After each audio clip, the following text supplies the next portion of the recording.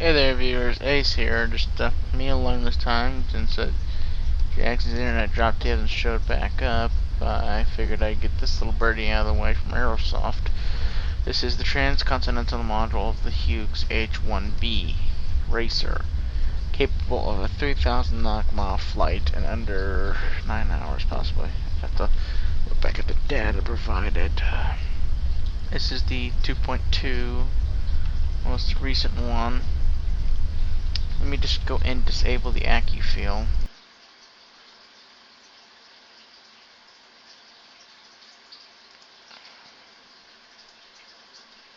So you gotta disable the AccuFeel on the land half, otherwise it's gonna give you some major issues.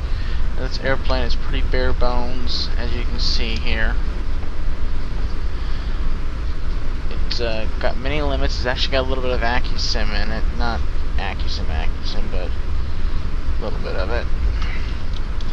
And I'm going to show you guys how to start it up, and I'm also going to review this. It's a fine airplane. I've flown it. Once you get to know how to fly it properly, pretty much she'll treat you right. Now, what you got to do is, there's your that fuel gauge there. You got to get that up to 4.0. See, right now it's at 2.5. Should be about 4 right now. Yeah, it's a good starting pressure. What you want to do then is make sure that this is on, crack your throttle, and then hit your starter. She's finicky sometimes, so she may not want to start up. And if her oil gets too cold, good luck. Now I'm going to turn down FS as usual to allow everybody to hear me easier. As all these fine FS airplanes like to blot out my voice. Not much of a review if you can't hear me, now is it? Now, this airplane has to warm up to about 40 degrees, right there. See, we just passed the 40-degree mark, so we're good to taxi. Taxiing the Hughes is a little bit of another story. They give you this feature here, which is the most broken feature about the airplane. Oh, wait.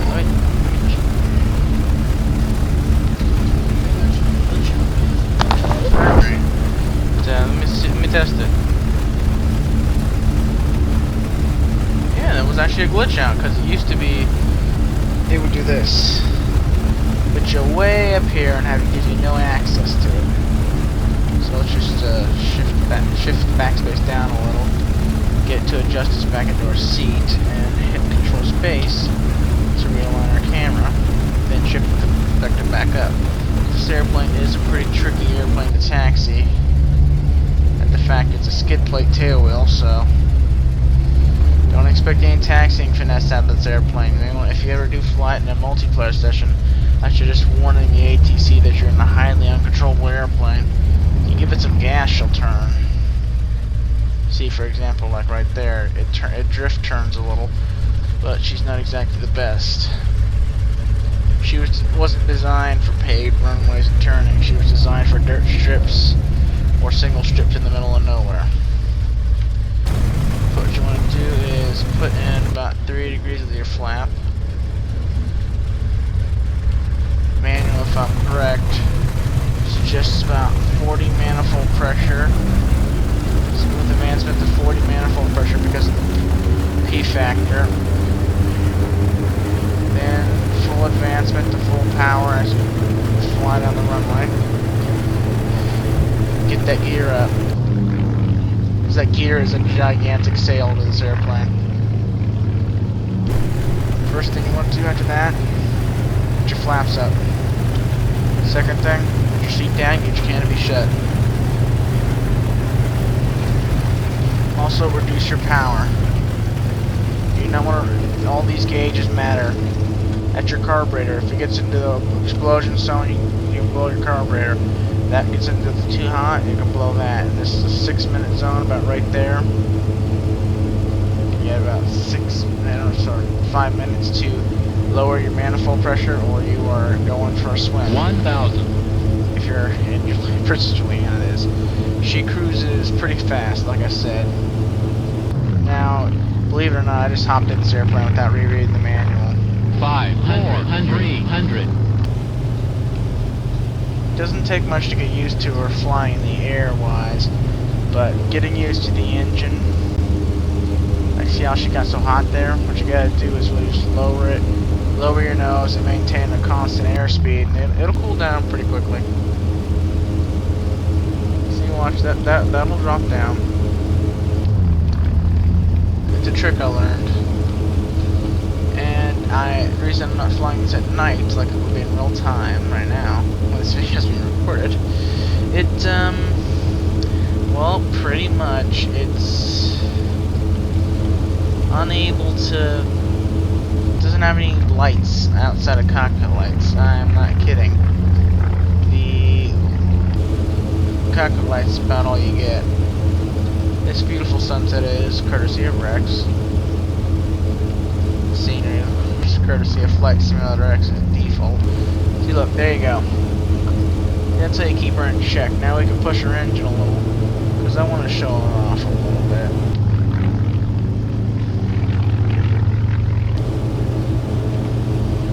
Word of advice, back here is a little better for power wise. Also, keep watch on your carburetor. You never want to push your carb too fast. Alright, here's what I'm going to do now. I was talking about. You can see the camera glitches out every once in a while when you use the seat adjuster, and they'll do that to you. But don't worry. And don't worry about that either. 1,000. Let's get your airspeed back to normal.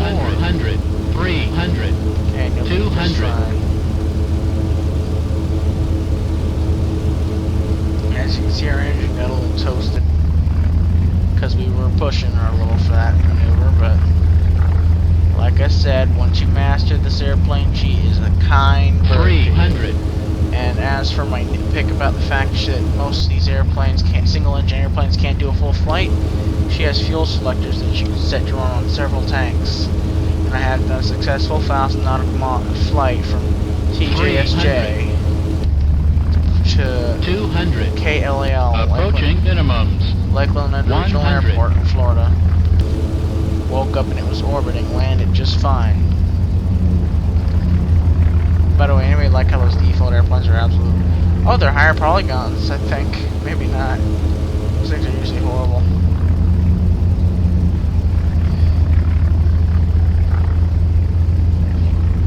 This airplane is a very fun airplane just to hop out and take for maneuvering. And as long as you know how to handle her and keep her from overheating and blowing out your engine, she could be a very kind airplane to her pilots. 400. When Mr. Hughes built this airplane, he built it to perform, and it just purely shows. If you look how well she rolls. 500. 400. 300. This is a non-supercharged airplane. Now, I'm not going to spoil the story behind the engine and the airplane itself. That I'm going to let you read the manual for yourselves. But I will say this.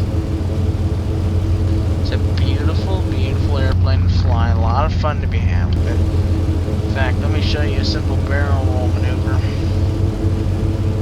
Or at least this is what I think is a barrel roll. 500, 300, 200. Again, Approaching minimum 100. Yeah, she'll perform when she's climbing. She's not shy to climbing quick and fast. We may move our commentary based here. We're a little unsure. We're still scouting somewhat because here's a good location. It's pretty. It's beautiful. It really showcases the aircrafts that they're beautiful airplanes.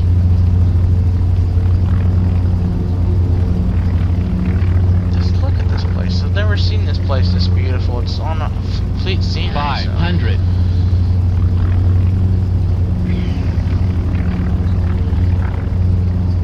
Hughes itself is just a beautiful airplane to fly. And that smooth little engine.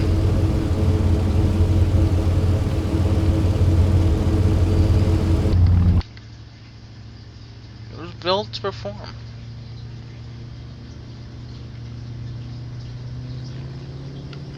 500, 400, 300. Approaching minimum 100.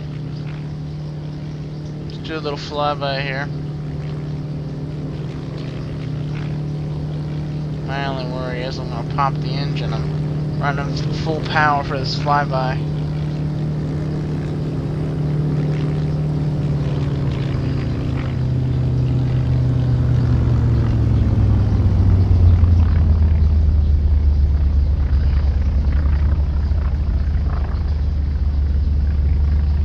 Look at that maneuver. 500, 400, 300, 200.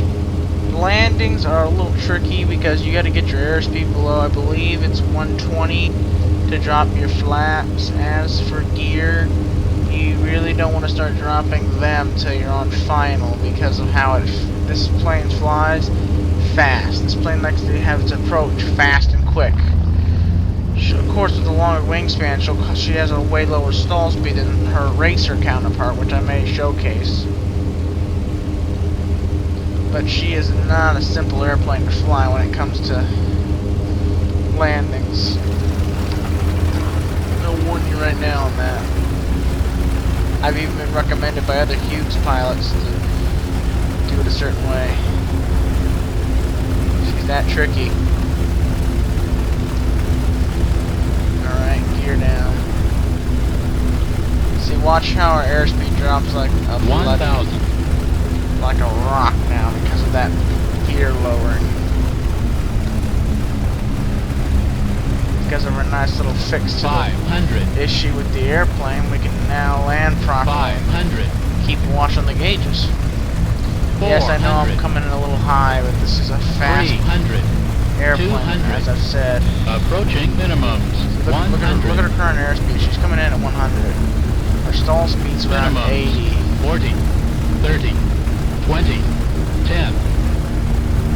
It's hard to truly master this airplane. See, there you go. That was a semi-professional landing. I don't know if it's a good one. It's good in my book. Any landing you walk away from is a good one. We'll taxi over into the parking area there by the GA section. It's a little easier to taxi into. But she's a fine airplane. I definitely recommend her. It's another one of Aerosoft's great airplanes. Yeah, let's slow down for the see. That's a glitch with the scenery. If you watch my one video where I landed B-17 in Fairbanks, that's what it did. It was like bonk. Like, what the heck?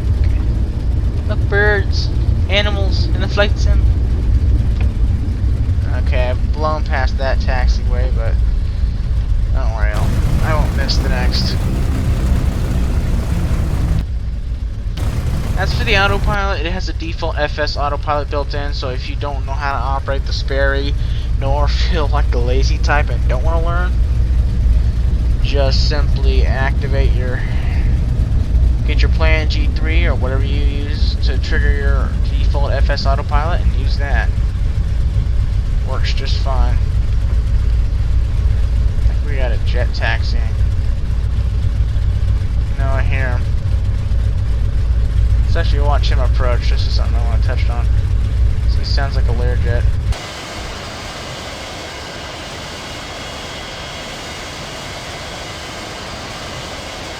See there, he's just taking off. We're going to give him the benefit of the doubt and say he just took off, so we're not going to sit around for that. A little too long to wait for that thing to come back around, even if he is. Now, the Hughes can be very easy to taxi if you get the right brake going. Like, see there, it was good enough turn early on. But sometimes you will find the Hughes just does not want to make the turns you want it to. Like, really what you gotta do is gas it into the turn. Like, put your brake on, gas it. See, like this. Not like that, but you get the idea. Stop for the fence. Alright, now, shutdown procedures pretty darn simple. Pull your mixture out. Magnetos off. fuel to off. Have the try and glitch out on you again, most likely.